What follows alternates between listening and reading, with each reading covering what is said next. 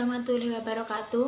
Yang terhormat Ibu Rizky Nur Ayuning Tias, SEME, selaku dosen pengampu mata kuliah Matematika Ekonomi, dan teman-temanku kelas MBS 2B yang saya banggakan. Puji syukur kehadirat Allah Subhanahu wa Ta'ala, dan sholawat serta salam semoga tetap tercurah kepada Nabi Muhammad SAW. Pada kesempatan ini kami dari kelompok 7 ingin mempresentasikan hasil diskusi kami tentang fungsi permintaan dan penawaran. Adapun anggota dari kelompok 7 yaitu saya sendiri, Safana Nurisa Sabila dengan NIM 205211062, Tika Rizky Nur Hasanah dengan NIM 205211071, Putri Fardilawati dengan NIM 205211072. Materi yang pertama akan disampaikan oleh Putri Fardilawati dan materi yang kedua akan disampaikan oleh Tika Rizky Nur Hasanah. Selamat menyaksikan. Fungsi penawaran. Fungsi penawaran adalah suatu fungsi yang menunjukkan hubungan antara harga barang atau jasa yang ada di pasar dengan kuantitas penawaran yang ditawarkan oleh produsen. Fungsi penawaran ini digunakan oleh para produsen dengan tujuan untuk menganalisis kemungkinan-kemungkinan banyaknya jumlah barang yang akan diproduksi dan menyusun strategi pemasaran. Hukum penawaran. Hukum penawaran yaitu jika harga barang mengalami kenaikan, maka jumlah penawaran akan mengalami kenaikan. Dan sebaliknya, jika harga mengalami penurunan, maka jumlah penawaran juga akan mengalami penurunan. Untuk selanjutnya adalah faktor-faktor yang mempengaruhi penawaran. Yang pertama adalah harga barang. Faktor munculnya hukum penawaran ini dikarenakan adanya harga barang. Karena sejatinya, tanpanya tidak akan mungkin terbentuknya suatu hukum penawaran. Untuk yang kedua adalah teknologi produksi. Teknologi produksi menjamin efisiensi perusahaan dalam memproduksi produk. Semakin bagus dalam teknologinya, akan semakin bertambahnya jumlah produk yang dihasilkan. Ini akan berdampak pada jumlah produk yang ada di pasaran. Bertambahnya jumlah produk yang ada di pasar akan mempengaruhi hukum penawaran. Untuk yang ketiga adalah munculnya produsen baru. Jumlah unit produk di pasar juga ditentukan oleh munculnya produsen baru, yang mana dari produksi perusahaan terus akan muncul produk-produk yang membuat stok di pasar akan melimpah. Dan sebaliknya, jika produsen menarik diri dari persaingan, maka jumlah barang yang ada di pasar juga akan semakin berkurang. Ini pula yang mendasari terjadinya hukum penawaran. Berikutnya adalah jenis-jenis penawaran. Yang pertama adalah penawaran marginal. Penawaran marginal adalah penawaran yang dilakukan oleh para penjual yang mampu menjual produknya dengan harga yang sama dengan harga pasaran. Yang kedua adalah penawaran submarginal. Penawaran submarginal adalah penawaran yang dilakukan oleh para penjual yang berani menjual produknya di bawah harga pasar. Yang ketiga adalah penawaran supermarginal.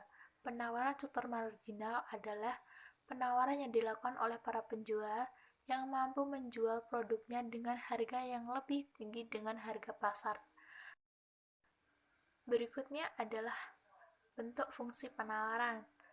Adalah QS sama dengan A plus B PS, di mana A dan B adalah konstanta dan B harus bernilai positif. B adalah sigma QS per sigma PS. PS adalah harga barang per unit yang ditawarkan, sedangkan QS adalah banyaknya unit barang yang ditawarkan. Kurva penawaran. Kurva penawaran akan bergeser sesuai dengan faktor-faktor yang mempengaruhinya. Jika harga barang naik, maka jumlah penawaran akan bertambah, sehingga kurva akan bergeser ke arah kanan. Dan sebaliknya, jika harga mengalami penurunan, maka jumlah penawaran akan mengalami penurunan dan kurva akan bergerak ke arah kiri. Fungsi permintaan. Fungsi permintaan adalah suatu fungsi yang menunjukkan hubungan antara kuantitas barang atau jasa yang diminta oleh konsumen dengan harga barang atau jasa tersebut. Fungsi permintaan juga menunjukkan hubungan antara jumlah suatu barang yang diminta dengan faktor-faktor yang mempengaruhinya. Fungsi permintaan merupakan kajian matematis yang digunakan untuk menganalisa perilaku konsumen dan harga barang atau jasa tersebut. Hukum permintaan. Apabila harga suatu barang naik, maka permintaan akan barang tersebut menurun, dan sebaliknya, apabila harga barang turun, maka permintaan akan barang tersebut meningkat. Faktor-faktor yang mempengaruhi permintaan. 1. Harga barang kebutuhan. Faktor yang pertama adalah adanya harga barang kebutuhan. Faktor paling mempengaruhi terjadinya permintaan produk, karena masyarakat konsumen memiliki konsep alamiah sendiri untuk mempetakan harga plus hasrat untuk memiliki produk. 2. Harga barang pengganti. Harga barang pengganti atau substitusi juga melatar belakangi permintaan masyarakat. Jika harga barang ini turun dan kebutuhan pokok naik, tentu masyarakat akan beralih kepada kebutuhan pengganti. Dan sebaliknya, jika harga produk substitusi naik dan harga kebutuhan pokok turun, maka yang diminta tentu produk pokok. 3. Tingkat pendapatan konsumen. Konsumen sebagai pembeli tentu terkait dengan tingkat pendapatannya. Semakin besar pendapatan yang dihasilkan, permintaan terhadap barang juga lebih tinggi, karena ada uang yang akan dibayarkan selain animo atau hasrat untuk membeli. Sebaliknya, jika pendapatan masyarakat kecil, tentu permintaan terhadap produk juga kecil, karena mereka harus irit ketika melakukan permintaan atau pembelian produk. Jenis-jenis permintaan. 1. Permintaan efektif, yaitu satu jenis permintaan yang didasarkan pada daya beli maksimal, biasanya dilakukan oleh konsumen yang memiliki pendapatan besar. 2. Permintaan absolut, yaitu permintaan yang dilakukan oleh konsumen untuk mendapatkan barang kebutuhan tetapi dengan daya beli yang rendah. Ini biasanya dilakukan oleh masyarakat yang berpendapatan pas-pasan. 3. Permintaan potensial, yaitu gabungan dari dua jenis permintaan sebelumnya, yang mana di dalam konteks ini masyarakat memiliki daya beli tinggi, sedangkan produk memang dibutuhkan, cuma masih ada rasa bimbang untuk melakukan pembelian.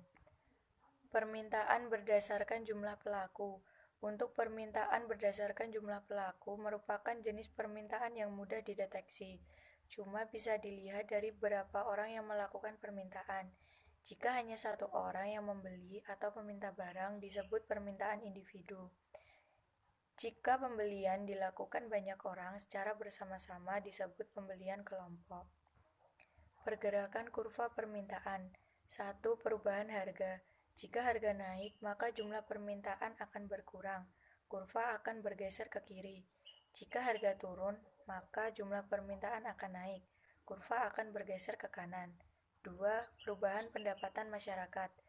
Jika pendapatan masyarakat naik, maka jumlah permintaan akan bertambah dan kurva permintaan akan bergeser ke kanan.